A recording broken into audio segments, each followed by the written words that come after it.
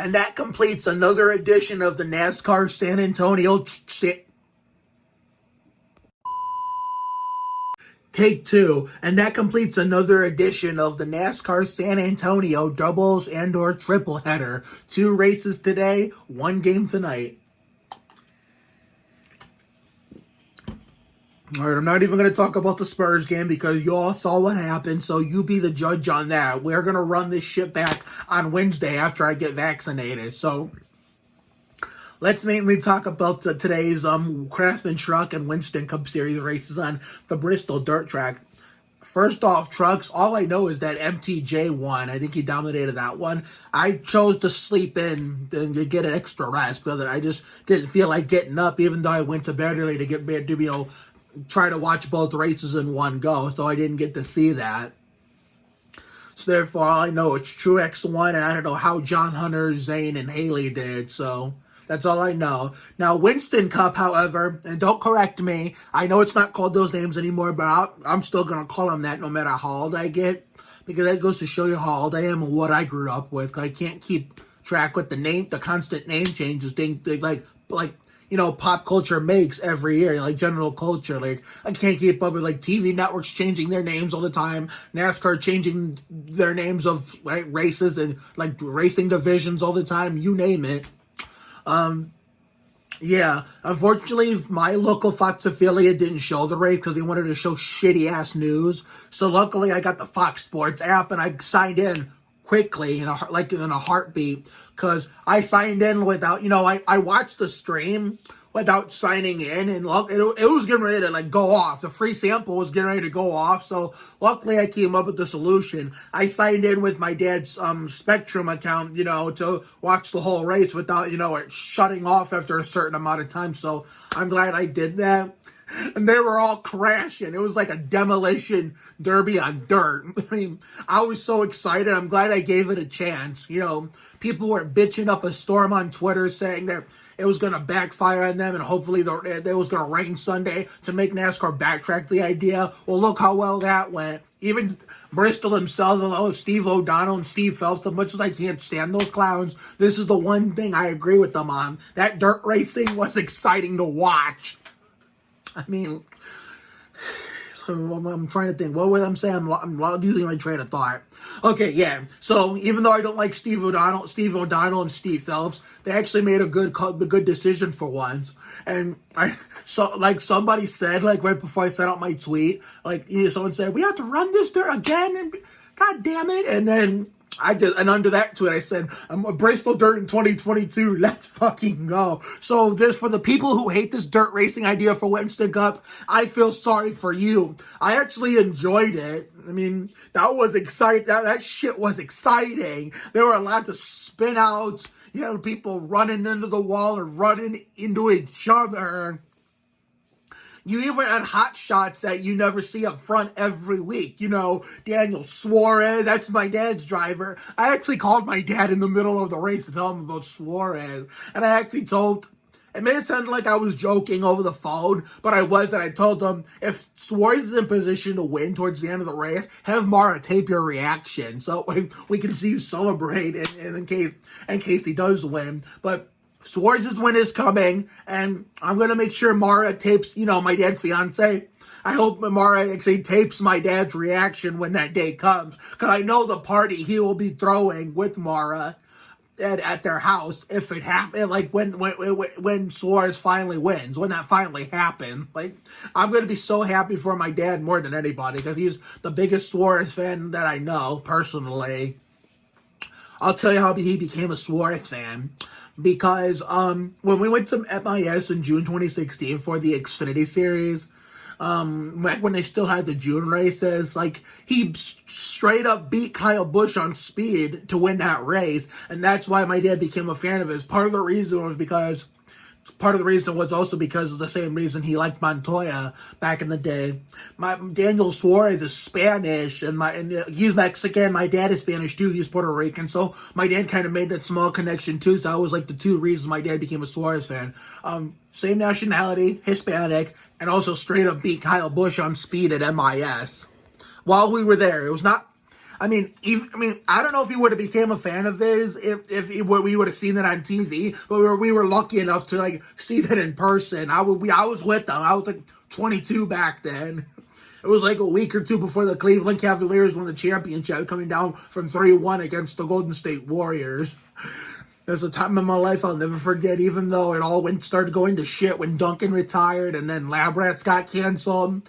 That's what I mean. The first part of 2016 was actually good. The first part, despite the death of Prince and which took place on the same day as the 1-year anniversary of Steve Burns passing, NASCAR and Fox's legend. April 21st nowadays is like an up and down day. It's good and bad for many different reasons. Steve Burns' death date in 2015, Prince's death date in 2016. But at the same time, one of my best friends, Julia Higgins, whose mother who was in my classroom during my high school days, that's her birthday. And that's also my number one actor, Rob Riggle's birthday. Before I knew that was Rob Riggle's birthday, I used to say that April 21st was never a good day, ever. Not just for me, but just for anyone in general. Because NASCAR fans loved Steve Burns, music fans as well as people in general loved Prince. It was like a family member, it was like they lost a family member when those two figures died in 2015 and 16. I remember being at work that day, and I was already sad over Steve Burns being 1 year since he died, and people were walking up to me and looking and checking on me, asking me if I was okay, and I didn't even respond. I just shook my head no with the long face. Just as though I had people helping me. And everything was turning around for me. All of a sudden, the whole place exploded when they heard about Prince dying. April 21st and March 31st, 2016 were the two of the craziest days of my entire life.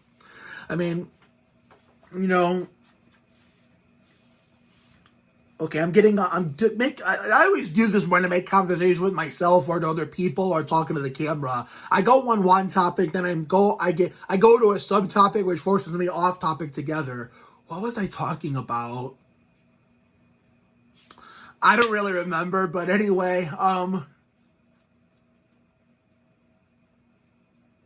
cut. Okay, now I remember. Now I was talking about how my 2016 went. Okay, because it went back during the good part. During the good part when I was starting to make more new friends, where in my new city and my new area and shit, after switching cities and counties and switching houses and switching areas here in Northeast Ohio. The good part, me and my dad went to MIS like we usually do every year, June 2016. And so we saw Kyle Busch get beat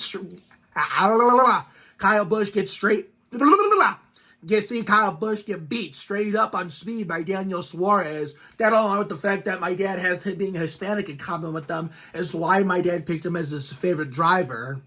Originally, it was just his favorite Xfinity, and his favorite Truck Series driver was Bubba Wallace. But I'm glad my dad dropped his fandom of Bubba because those boomers, those rent-free people, those Bubba's rent-free haters, I don't want them attacking my dad. That's the thing.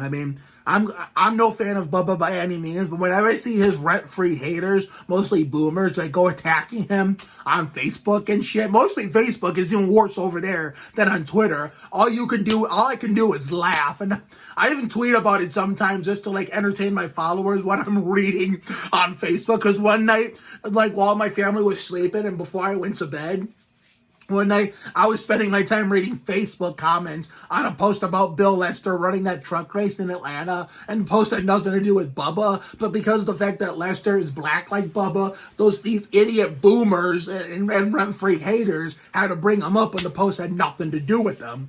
That's why I try not to get into conversations on NASCAR Facebook, because as toxic as NASCAR Twitter can be at most of the time, Facebook is 100 times worse. Yeah. And Bubba was doing really good today until he got stenhoused by the dipshit, the 47, Recky Shithouse Jr. And this explains why more than half the NASCAR fan base hasn't liked him for years. Some since 2015-16. I haven't liked him since, he caused two unnecessary wrecks in the 2018 Firecracker 400 when that race was still on 4th of July weekend.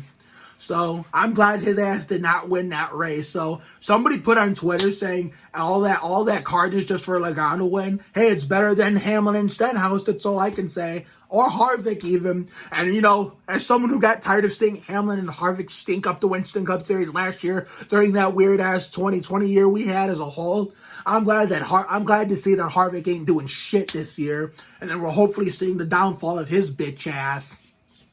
I mean, yeah, I know I'm going to get a lot of hater. I got a lot of hate and hate, a lot of hate, and like, you know, in the comments and people attacking me, but I don't give a shit. I knew there was something about Harvick I didn't like, and after he and Hamlin stunk up the show last year, that's when I had enough of it. So fuck Harvick, fuck Hamlin, fuck Stenhouse.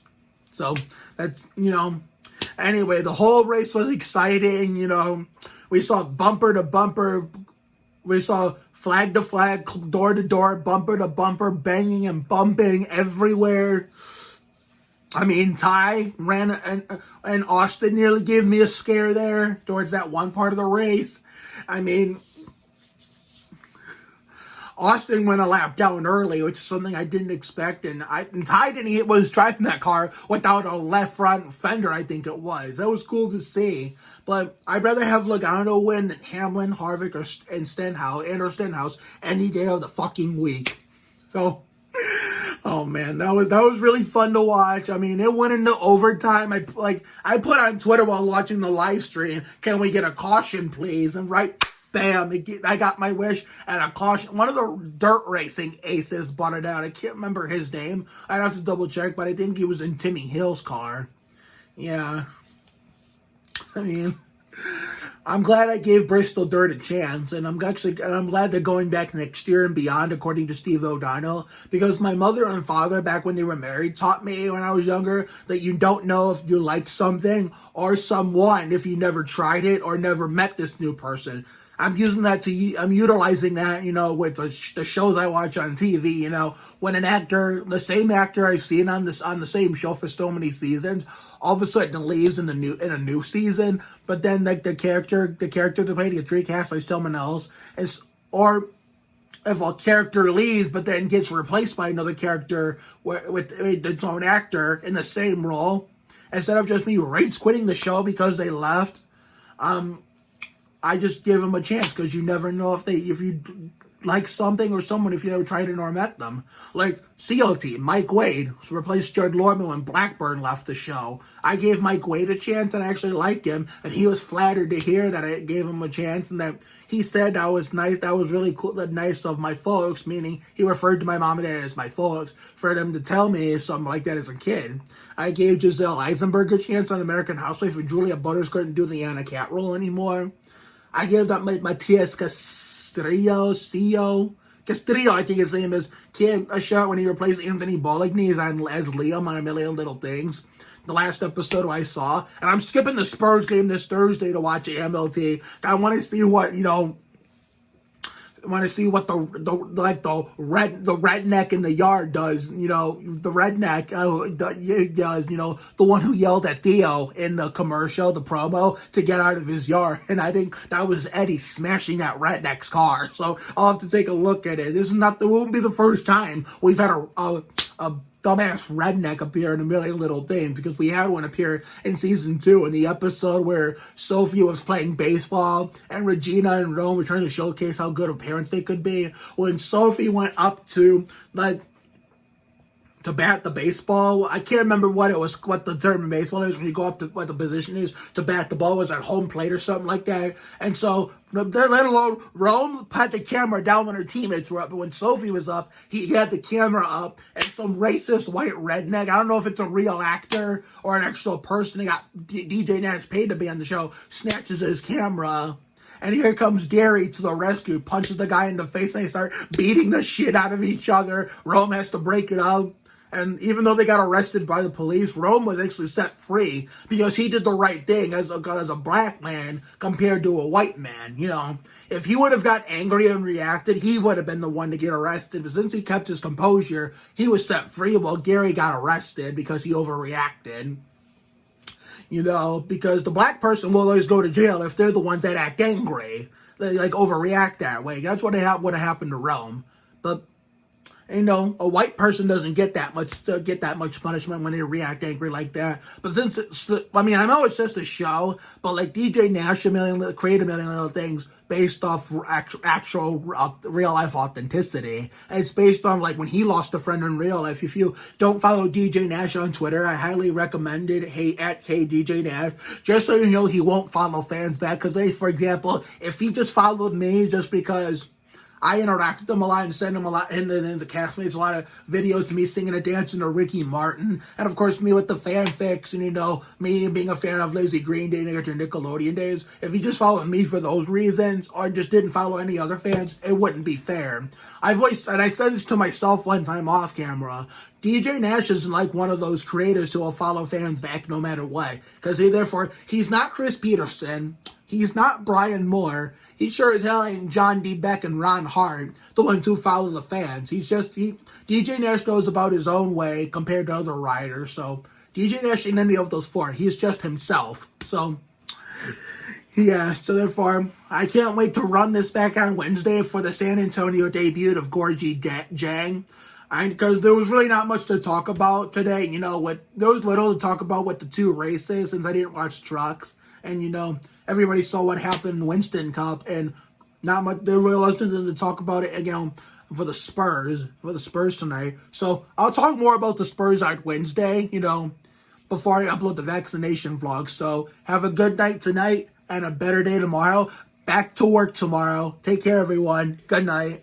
For the record, no race next Sunday because Easter Bunny 500, meaning they never race on Easter Sunday. So my NASCAR race reactions will not return until like Martinsville in 2 weeks for the Virginia 500 night race.